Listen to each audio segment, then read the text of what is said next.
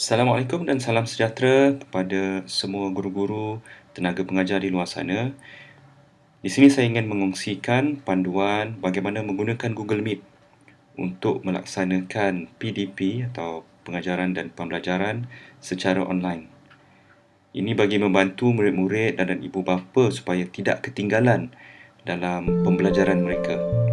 Baiklah, sebelum kita meneruskan, eloknya saya memberi sedikit penerangan atau pengenalan terhadap Google Meet.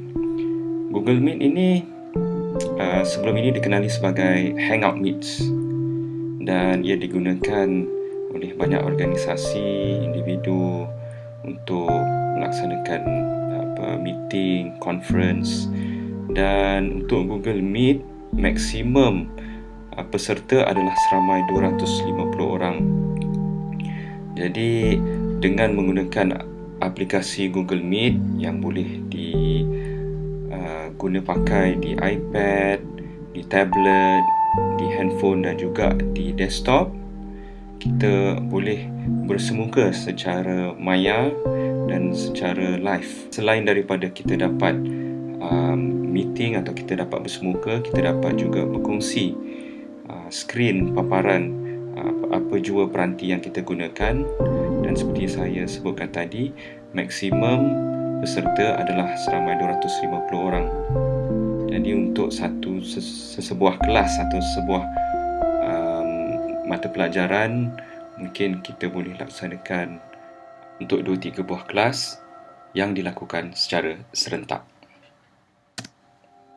Baiklah, sekarang saya akan tunjukkan bagaimana untuk memulakan sesi Google Meet. Pertama, kita harus sign in kepada Google account yang disediakan oleh pihak MOE. Jangan gunakan akaun persendirian kerana terdapat beberapa feature yang khusus untuk akaun Google di bawah Kementerian Pendidikan. Jadi, tekan pada sign in. Okey, di sini masukkan akaun Google yang disediakan oleh pihak MOE. Contohnya seperti ini. Sekarang saya akan sign in.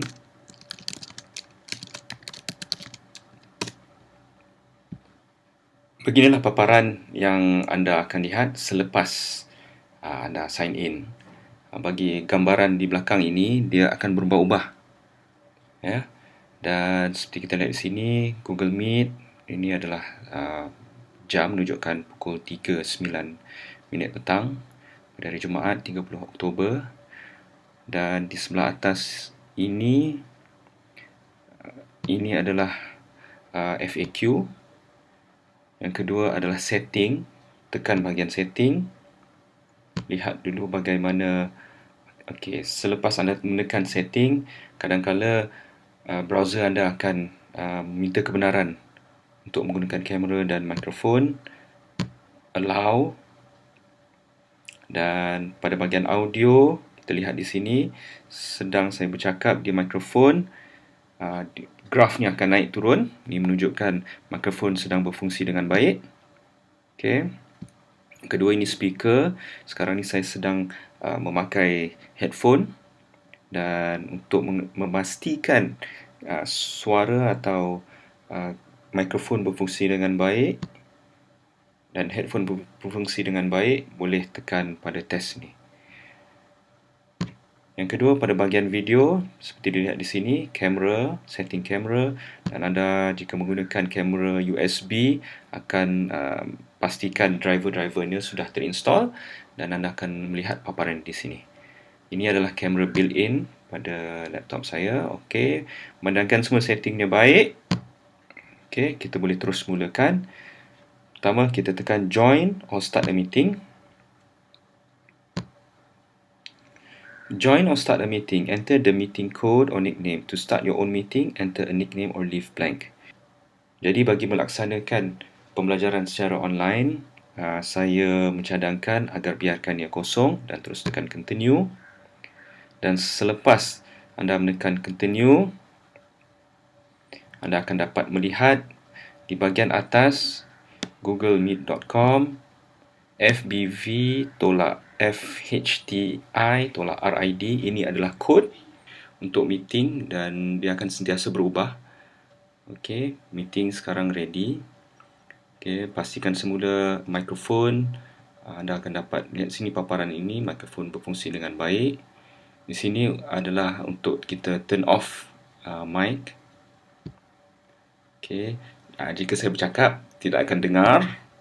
Baik, saya nasihatkan kepada guru-guru dan tenaga pengajar di luar sana, sekiranya anda ingin melakukan Google Meet ini secara online, salah satu dari penekanan yang harus diberitahu awal kepada peserta atau pada pelajar adalah untuk mematikan mikrofon ini apabila join dalam meeting tersebut. Dan ini adalah untuk mematikan kamera. Okey, sekarang kamera telah dimatikan.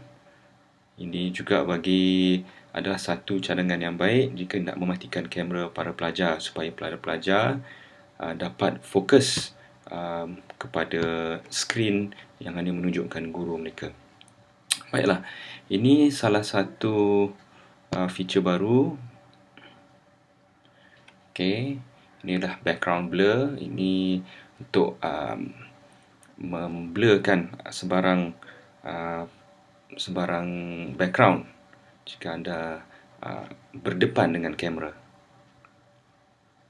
Baiklah, setelah setting nampak cantik, sekali lagi pastikan kod ini anda share atau kongsi bersama para pelajar. Okey, kita join now. Baiklah, setelah kita menekan butang join, kita akan lihat diri kita sudah di dalam Google Meet. Dan seperti anda lihat di sini, anda boleh kongsi atau boleh add secara manual pelajar-pelajar atau guru-guru lain untuk turut serta di dalam sesi Google Meet ini.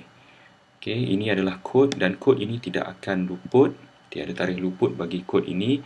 Jadi panduan untuk guru-guru, anda boleh secara awal jika anda merancang untuk mengadakan kelas pada mungkin 2-3 hari akan datang sebagai persediaan kepada ibu bapa dan murid, anda boleh kongsikan kod ini atau link ini kepada murid dalam mungkin grup WhatsApp atau dalam Google Classroom. Okey. Jadi ini adalah layout Google Meet anda. Di bahagian atas ini anda boleh melihat senarai peserta-peserta yang ada. Di bahagian chat ini anda boleh enable atau disable keupayaan untuk peserta menaip sebarang soalan untuk berdiskusi di dalam Google Meet.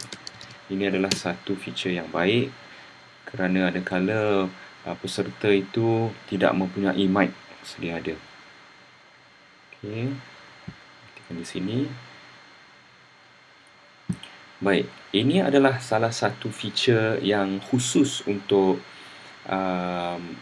pemilik-pemilik atau guru-guru yang login menggunakan Google Classroom account MOE atau kementerian yang disediakan oleh Kementerian Pelajaran. Jika anda dapat lihat di sini, okey, record a meeting.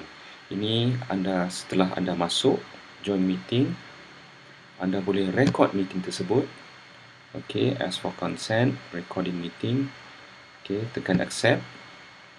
Ini akan memberi keupayaan apabila anda memulakan sesi recording. Sebentar lagi akan kita dapat saksikan on air di sini, di mana sesi ini apabila recording ini di sini bermula, dia akan record tidak kira berapa panjang. Saya pernah melakukan meeting selama 2 jam, 3 jam dan dia akan disimpan di Google Drive. Okey, saya akan tunjukkan di mana rekod ini akan disimpan. Dan kelebihan recording ini ialah pada peserta atau pelajar yang tidak dapat mengikuti sesi, okey, recording ini boleh dikongsi dalam Google Classroom dan pelajar-pelajar boleh turut serta dan melihat balik rakaman yang telah dibuat oleh guru bersama peserta-peserta yang lain. Feature recording ini hanya untuk pemegang Google Suite ataupun sekarang ini telah diubah menjadi Google Workspace.